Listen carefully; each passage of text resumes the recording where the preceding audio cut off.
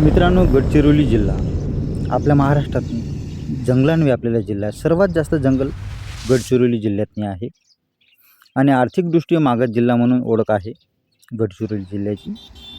इथं मुख्य मार्गाशी म्हणजे रेल्वे मार्गाशी गडचिरोली जिल्हा आत्तापर्यंत कनेक्ट नव्हता. आता कनेक्ट होण्याचे खूप चान्स आहे. 2 मार्ग प्रस्तावित आहे गडचिरोली आदिलाबादशी जोडण्यासाठी. एक आहे बल्लारशाह मार्ग आणि एक आहे अहेरी मार्ग. हे 2 मार्ग प्रस्तावित आहे. म्हणजे सध्या चर्चा चालू आहे. जे सोयीस्कर ठरणार ते मार्ग पास करण्यात येणार आहे. 2 मार्गाची चर्चा चालू आहे मित्रांनो. 150 ते 160 किलोमीटरचा हा प्रोजेक्ट आहे आणि या मार्गामुळं दक्षिण भारतातून जाण्यासाठी सुलभ होणार आहे. आता तुम्ही जे बघू लागले ते आपण आहोत सेवाग्रामच्या जवळ. इथून वळण घेत जाते हे रेल्वे लाईन बल्लारशाहकडं. पण जर गडचिरोली रेल्वे स्टेशन झालं आणि आदिलाबादपर्यंत रेल्वे लाईन जर गेली ते तर बुटीबोरी म्हणजे नागपूरपासूनच नागपूर, नागभीड, वडसा, गडचिरोली आणि समोर शिरोच्यापर्यंत करीमनगरपर्यंत डायरेक्ट ते रेल्वे मार्ग जाणार आहे जर हे प्रकल्प जमिनीवर उतरला तर. सध्या चर्चा चालू आहे.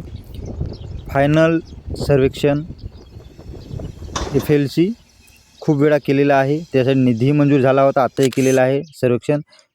हे सर्वेक्षण कंप्लीट झाल्यानंतर याच्यातले अडथळेसुद्धा अधिक आहे मित्रांनो. पहिला अडथळा आहे वन विभागाचं परमिशन. ते मिळवणं सर्वात जिकरीचं काम आहे. त्याच्यानंतर वेनगंगा नदी आहे, त्याच्यावर मोठी ब्रिज येणार आहे. तर या प्रकल्पाचा बोजा वाढणार आहे.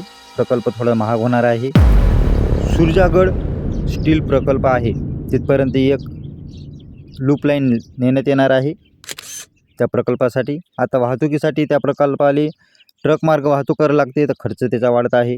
तर ते फायद्यात नाही यावं त्यासाठी एक लाईन तिकडं टाकण्यात येणार आहे. आणि त्या प्रकल्पामुळेच गडचिरोलीतलं हे जे रेल्वे प्रोजेक्ट आहे ते येत आहे आणि ते लवकर बनत आहे असं म्हणाले जागा आहे मित्रांनो. आता काही लोकांचा विरोधसुद्धा आहे का गडचिरोली जिल्ह्यातले खनिज, लोह खनिज म्हणा किंवा जे काही असं खनिज संपत्ती ते नेण्यासाठी मार्ग आहे. तर खरं आहे मित्रांनो, हे त्याच्यासाठी हे मार्ग आहे. आणि आपण कोणत्याही जिल्ह्याचे म्हणा खनिज संपत्ती असेल तर ते बाहेर नेण्यातच येणार आहे. आपण ठेवून किती दिवस ठेवणार आहोत. हे सरकार नाही, कोणते सरकार येऊ ते तर करणारच आहे ना. हे मार्ग अधिक सर्वेक्षणातच आहे मित्रांनो. सर्वेक्षण पूर्ण झाल्यावर निधी आल्यावर जमिनीवर तेव्हा काम चालू होणार आहे. तोपर्यंत जमिनीवर अधिक काम चालू झालेलं नाही आहे आणि जेव्हा हे होईन तेव्हाच काम चालू होईन म्हणा. म्हणजे परमिशन निधी आला तेव्हा. अनेक वेळा सर्वेक्षण झालेलं आहे पण त्याच्यासमोर हे मार्ग गेलेले नाही आहे. सध्या स्थितीतनी हे मार्ग पेपरावरच आहे, बुकवरच आहे. तर आशा करूया मित्रांनो हे मार्ग लवकर जमिनीवर उतरावं, लवकर काम चालू व्हावं. तुम्ही जर चॅनलवर नवीन असाल तर चॅनलला सबस्क्राईब करा. भेटूया पुढील अपडेटमध्ये महाराष्ट्राच्या नवीन एखाद्या प्रोजेक्टवर. धन्यवाद पूर्ण बघितल्याबद्दल.